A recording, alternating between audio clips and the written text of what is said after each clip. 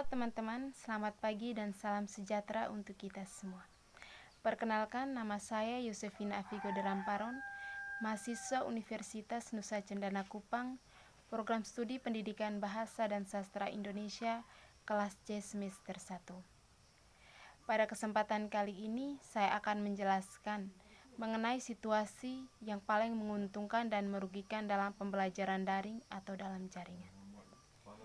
Teman-teman, virus COVID-19 yang melanda Indonesia ini sudah berlangsung kurang lebih 8 bulan.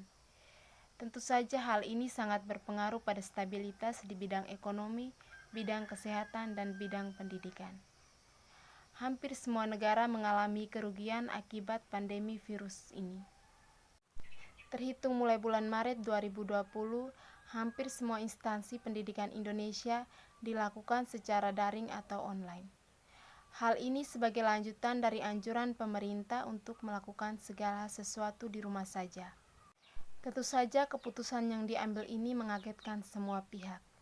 Akan tetapi demi keselamatan kita bersama, keputusan tersebut harus tetap dijalankan dan harus tetap dilaksanakan, terkhususnya para pelajar dan pengajar. Sejak dilaksanakan pembelajaran daring ini timbul pertanyaan besar. Apakah guru dan dosen siap dengan materi yang akan diberikan dengan pola mengajar yang baru?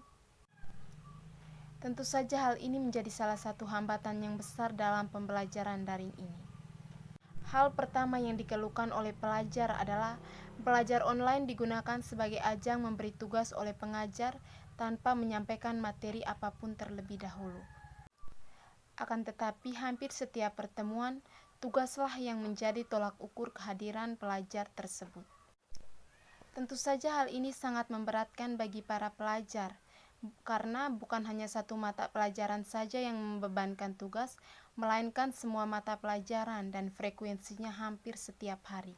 Permasalahan yang berikutnya, pembelajaran daring ini dilaksanakan menggunakan aplikasi seperti Google Meet dan Zoom. Tentu saja yang menjadi masalah ialah jaringan kuota pasti akan terkuras banyak ketika metode pembelajaran dilaksanakan dengan menggunakan aplikasi tersebut.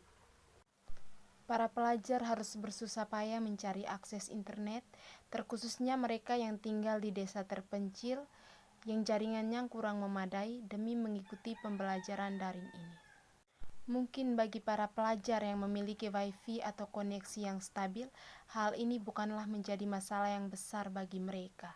Hal yang lebih menyedihkan lagi ialah, bagi mereka yang tidak memiliki fasilitas seperti handphone untuk melakukan pembelajaran daring ini, hanya bisa terdiam saat pembelajaran ini berlangsung.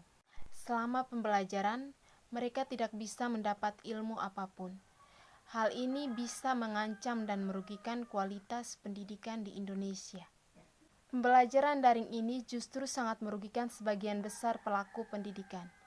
Mereka melakukan pembelajaran di rumah dengan fasilitas yang ada dan dengan koneksi yang menambah biaya bagi mereka. Tetapi justru uang SPP tetap berjalan, walaupun pelajar atau mahasiswa tidak menggunakan fasilitas yang disediakan di sekolah atau di kampus. Di satu sisi, pembelajaran daring ini juga menguntungkan para pelajar atau mahasiswa.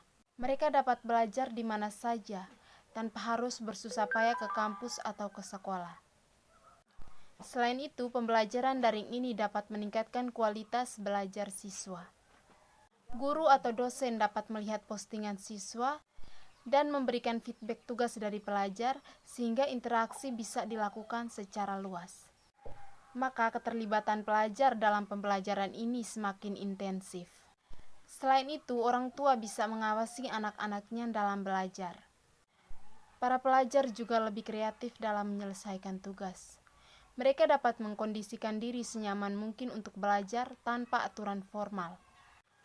Para pelajar dapat memanfaatkan teknologi yang ada untuk kebermanfaatan mungkin merupakan salah satu inovasi yang bagus dan perlu untuk ditingkatkan dalam proses digital, mengingat perlu dikuasainya sistem informasi dan teknologi dalam mengembangkan ilmu pengetahuan dalam era yang serba canggih ini.